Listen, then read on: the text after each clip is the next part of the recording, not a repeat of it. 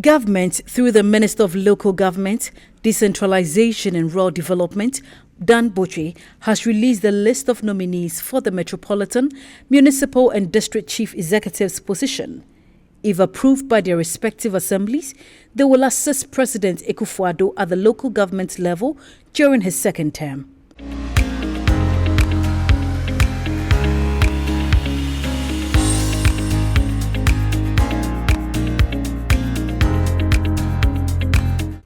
Out of the 260 nominees, 38 are females, whereas 222 are males. No female was nominated in the Western and Ahafo region according to the list. In the Greater Accra region, 8 females were nominated for the MMDCE roles, but 21 males were nominated in the same region. 39 males were nominated in the Ashanti region. However, only 4 females were listed for the MMDCE position in the region.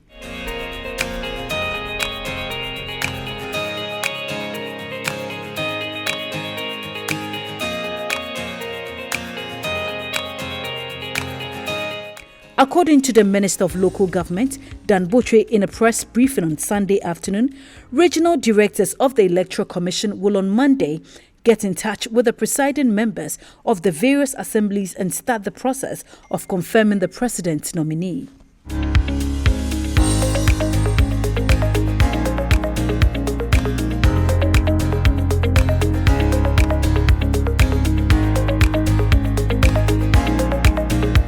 The Ghana Health Service will this week begin the inoculation of Ghanaians across the country with the 1.2 million MODERNA vaccines received from the United States of America. The service has also indicated that over 500,000 doses of Johnson & Johnson vaccines, which are available, will also be distributed for vaccination in the coming days.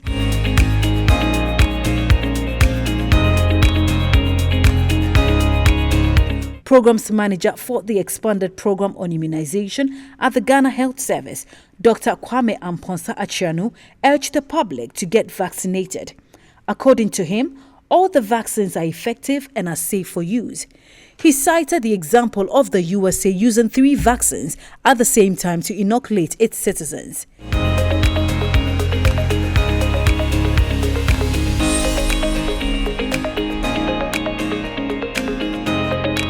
In Ghana, despite a slow start to the vaccine rollout, the government remains committed to vaccinating 20 million Ghanaians by the end of 2021.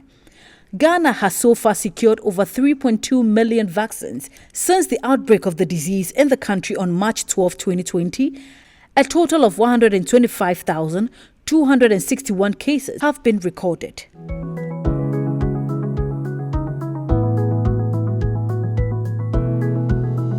The Minister of Lands and Natural Resources, Mr. Samuel Abujinapo, has handed over 18 containers of rosewood that were impounded this year to the Board of Trustees of the National Cathedral.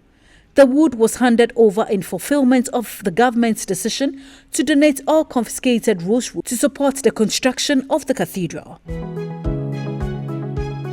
Mr. Jinapo handed over the wood to the President of the Ghana Pentecostal and Charismatic Council, Reverend Professor Paul Frimpong Manso and Reverend Dr. Joyce Ayi, who are both members of the Board of Trustees of the Cathedral. Mr. Jinapo stressed that the government would go all out to clamp down on the cartel behind the illegal harvesting, transporting and exporting of the endangered tree species. Quote, "We will go all out and ensure that the cartel and the syndicate behind the harvesting and exploitation of rosewood are actually dealt with so that we can preserve the forest cover of our country," he said. The minister also reiterated the government's resolve to deal with all illegalities in the exploitation of the country's natural resources.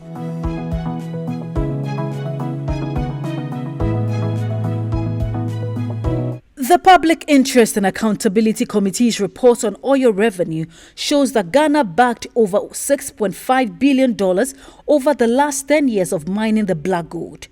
Out of the over $6,000 billion received from 2011 to 2020, the Ghana National Petroleum Corporation received over $2,000 billion, representing about 30.72%. Annual budget funding had over $2,000 billion, representing 39.04%.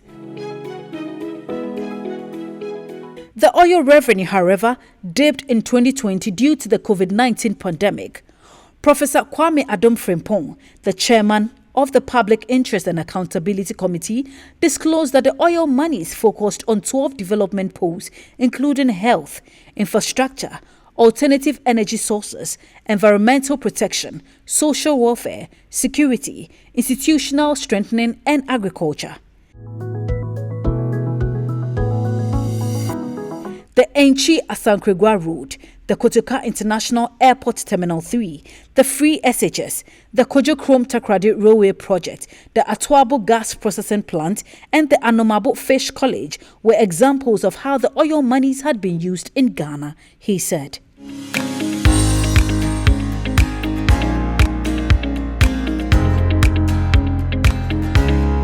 The managing director of the state transport company, Nana Akomia, says the imposition of COVID-19 restrictions has resulted in the loss of about 48 million Ghana cedis so far to the company. According to him, the company's operation in neighboring countries like the Ivory Coast, Burkina Faso, Togo and Benin, which proved to be very profitable, had to be halted due to the closure of the borders. The main problem that we are facing now is that because of COVID, we have lost nearly 40 million Ghana cedis since March 2020 at STC. In March 2020, the borders were closed and our francophone businesses give us 2.5 million Ghana cedis each month.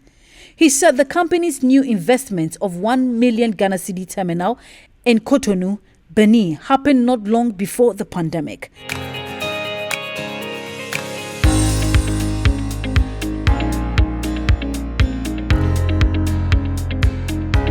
Nana Akomia, however, said the company is making effort to diversify and make the most of the situation.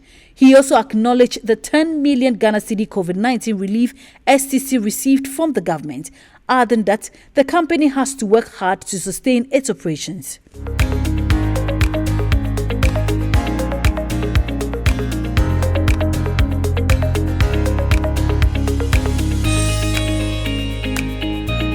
The Asantehene OTUMFUO Osei II has employed managers of the Minerals Income Investment Fund to bring their expertise to bear in their work for effective management of Ghana's mineral resources. They should ensure careful planning and good investment while demonstrating ingenuity and transparency to protect the country's interest in the discharge of their duties, he said.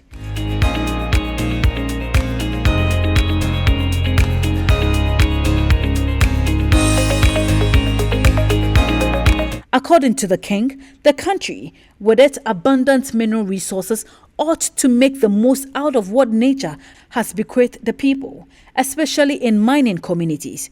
Quote, "The people deserve better for all that wealth mined over the years," he remarked, citing how small-scale mining, for instance, had devastated many of those communities with its related socio-economic negative consequences.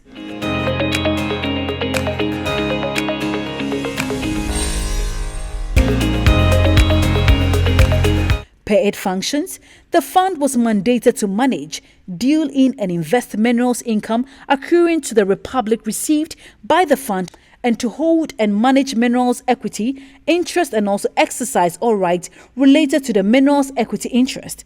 OTUMFUO Osei to charge the managers to stay focused and be committed to duty.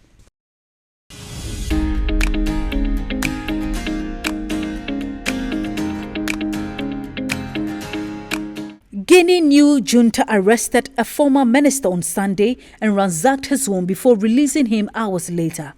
Armed men in uniform raided Tabo Kamara's apartment in the capital, Conakry, in the morning and took him to an unidentified location. He was freed in the afternoon.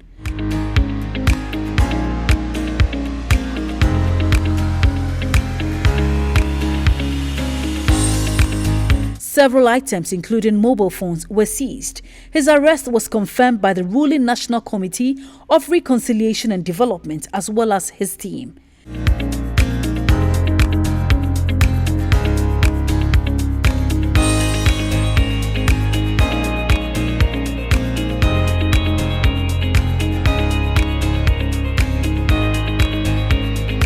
The coup leaders accused him of violating a commitment to stay neutral towards the military administration. Mr. Camara was the industry minister and an advisor to former President Alpha Conde, who was ousted earlier this month.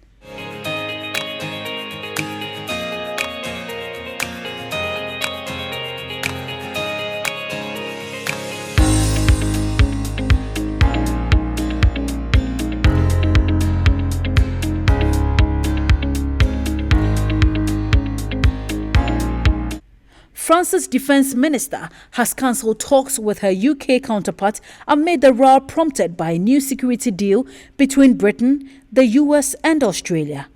Paris is angry after Australia signed the AUKUS pact to build nuclear-powered submarines, pulling out of a major contract with France in the process.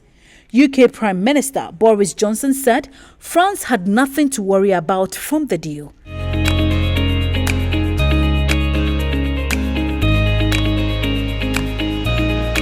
But Florence Parly's meeting with UK Defence Secretary Ben Wallace in London this week has been called off. Lord Rickett, a former British ambassador to France who was due to co-chair the 2 days of talks, confirmed the meeting had been postponed to a later date.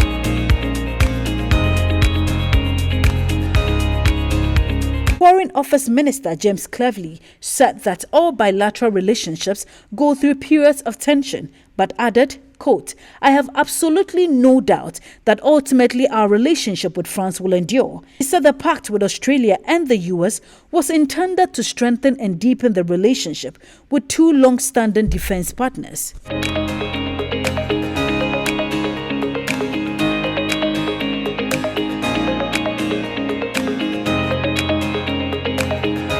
At least 8 people have died after gunman opened fire at a university in the Russian capital of PERM, officials say. The assailant walked onto the campus on Monday morning and started shooting. Students and teachers barricaded themselves inside the university building. Others were seen jumping from the windows. Police say they wounded and detained the attacker, who is said to be a student. The local health ministry says 19 people were injured in the attack. The incident occurred at 11 o'clock, that is 6 o'clock GMT, at PERM State University, located around 1,300 kilometers east of the capital Moscow in Urals.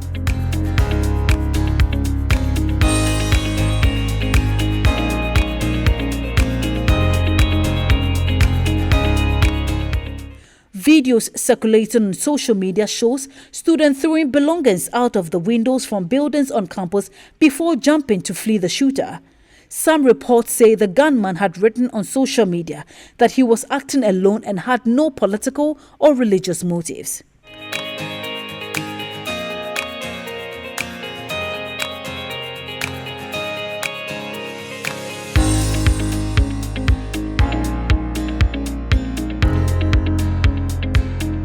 Messi made his home debut for Paris Saint-Germain but was replaced in the second half as they went on to beat LYON to make it 6 wins from 6. Summer signing Messi hit the angle of post and bar with a free kick in the first half and forced a save from Anthony Lopez but was below his best.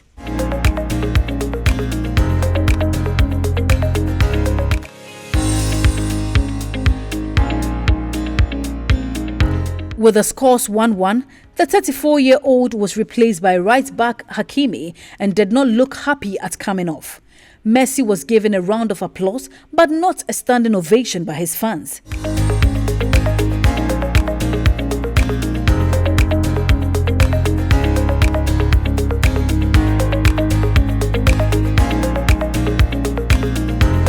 Another PSG substitute, Mario, injury time winner in the League One game as he headed in Mbappe's cross. Lucas swept in Cal crossed to give LYON the lead, but Neymar equalized with a controversial penalty. He appeared to pull back Malo in the box, but the teenage LYON defender was penalized instead with a spot kick given.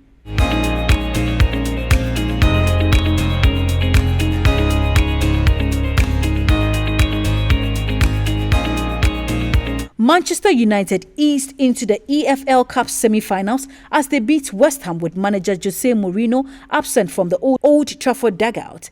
The Portuguese, given a one-match touchline ban before the game, stayed out of view as United set up a last-four tie against Hull City.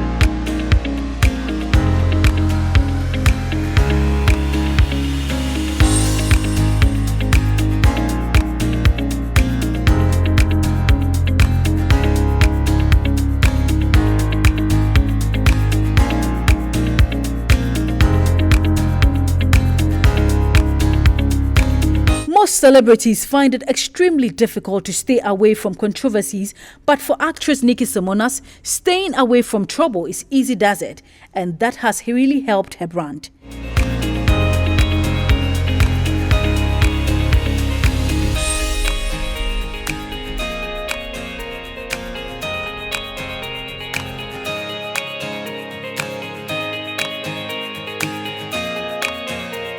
Nikki has kept a clean sheet as far as controversies are concerned, and she told Graphic Showbiz that trouble just doesn't find her.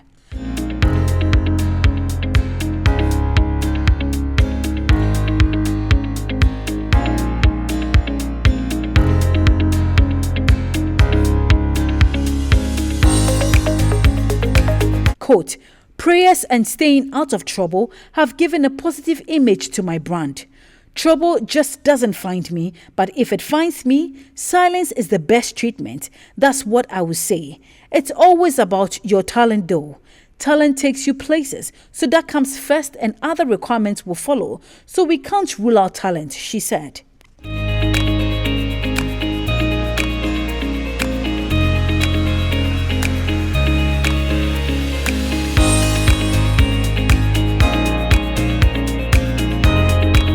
Even before its release, AURADE was buzzing all over social media. Notable for her award-winning contemporary gospel music, Dinah Hamilton has done it again with her new song #Do It Lord.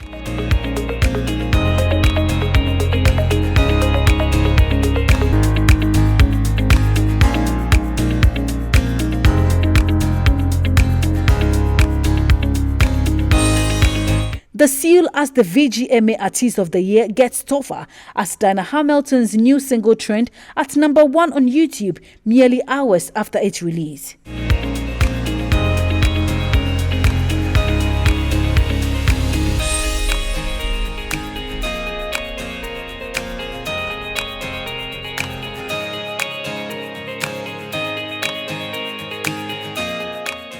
AURADE from Dinah Hamilton draws knowledge through past miracles and promises to strengthen the faith that God can do it all.